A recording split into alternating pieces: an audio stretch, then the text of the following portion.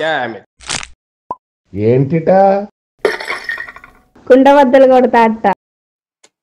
నమస్కారం, కుండబద్దల ప్రేక్షకులకి స్వాగతం. లిక్కర్ స్కామ్లో మరొక వైఎస్ఆర్ కాంగ్రెస్ పార్టీ నాయకుడు అరెస్టు కాబోతున్నట్టుగా సమాచారం వస్తోంది.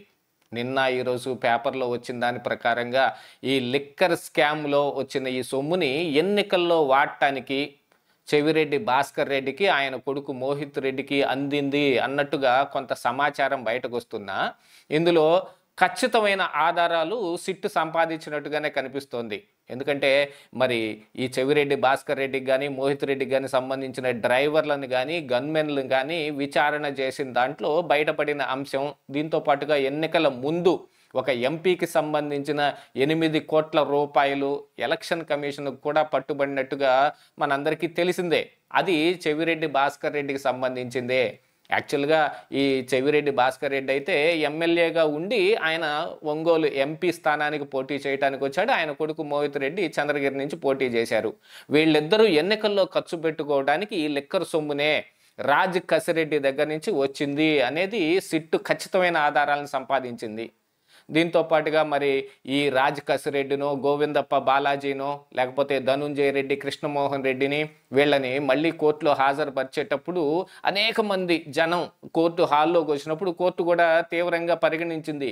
ఏమిటి, కోర్టు తలుపులు తెరుచున్నాయి కదా అని ఎవరు పడితే వాళ్ళు లోపలికి వచ్చేస్తారా, ఎంత మంది వస్తే సహించేది లేదు, కోర్టు తలుపులు మూసుకుపోయాయి అంటే మీరు కనీసం కోర్టుకు వచ్చినప్పుడన్నా మీ ఫ్యామిలీతో మాట్లాడుకునే అవకాశాన్ని కూడా కోల్పోతారు. అంటే ధనుంజయ రెడ్డినో కృష్ణమోహన్ రెడ్డినో గోవిందప్ప బాలాజీనో రాజ్ కసిరెడ్డినో వీళ్ళందరిని తీసుకొస్తే ఎంతమంది వైఎస్ఆర్ కాంగ్రెస్ పార్టీ కార్యకర్తలు నాయకులు పొలోమని కోర్టులకు ఎందుకు వస్తూ ఉన్నారు? వీళ్ళకి పార్టీకి ఏం సంబంధం? జగన్మోహన్ రెడ్డి వాళ్ళతోకి మాకేం సంబంధం లేదన్నట్టుగా మాట్లాడుతూ ఉన్నాడు. వాళ్ళకి రాజ్ కసిరెడ్డి ఎప్పుడో మరి ఈ ఐటీ సలహాదారుగా పనిచేసినందుకు మద్యం పాలసీ తోటి అతనికి ఏం సంబంధం ఉంటుందని అడిగితే మరి ఏం సంబంధం ఉందని ఈ రోజున ఈ వైఎస్ఆర్ కాంగ్రెస్ పార్టీ నాయకులందరూ కోర్టుల చుట్టూతో తిరుగుతున్నారు. అంటే మరి జగన్మోహన్ రెడ్డి ఈ మద్యం కుంభకోణంలో చివరి దాకా వెళ్తే ఆయన ఇరుక్కుపోతాడనేది అందరికీ క్రిస్టల్ క్లియరు. ఇది తెలుగుదేశం పార్టీ కార్యకర్తలో లేకపోతే జనసేన కార్యకర్తలో మిగతా ఎవరో ఎంత నిర్ణయించుకున్నారో తెలియదు, కానీ వైఎస్ఆర్ కాంగ్రెస్ పార్టీ కార్యకర్తలు నాయకులైతే జగన్మోహన్ రెడ్డి ఖచ్చితంగా అరెస్ట్ అయిపోతాడు ఇందులో అనే విషయాన్ని వాళ్ళు గుర్తించారు.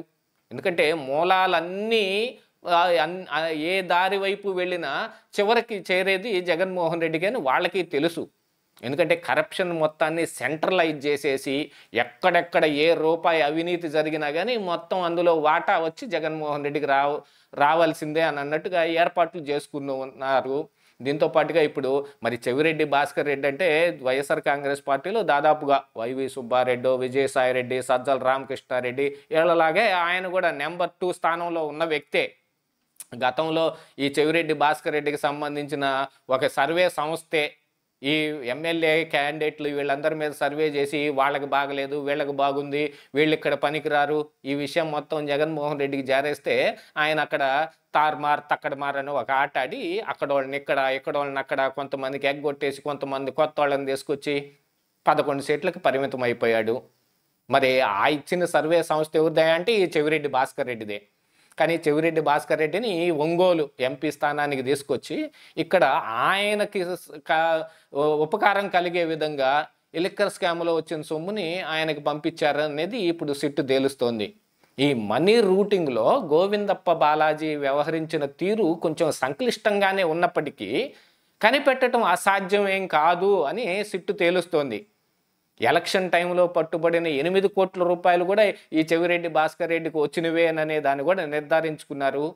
యాక్చువల్గా ఈ లిక్కర్ కుంభకోణంలో చాలా జాగ్రత్తగా అడుగులు వేస్తుంది ఇప్పుడు కూటమి ప్రభుత్వం. తొందరపడి జగన్మోహన్ రెడ్డిని అరెస్ట్ దాకా ఏం వెళ్ళడం లేదు.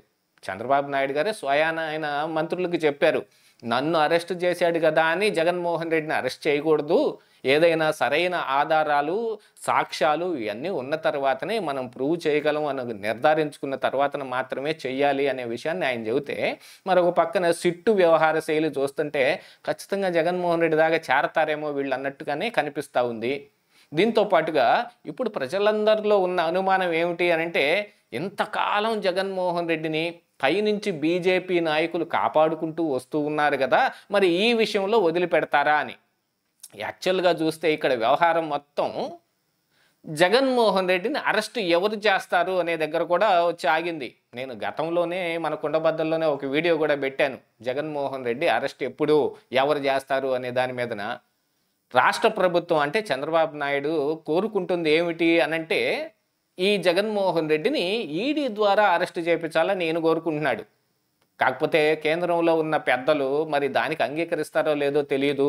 చంద్రబాబు నాయుడు గారు కూడా అమిత్ షాని కలిసినప్పుడు ఈ విషయమై ఒక అరగంట పాటు వివరించిన చాలా జాగ్రత్తగా వ్యవహరించండి అని చెబుతారు. కానీ ఇక్కడ సిట్టు ద్వారా అరెస్ట్ చేస్తారా, ఈడీ ద్వారా అరెస్ట్ చేస్తారనే దాని మీద ఏం క్లారిటీ రావడం లేదు.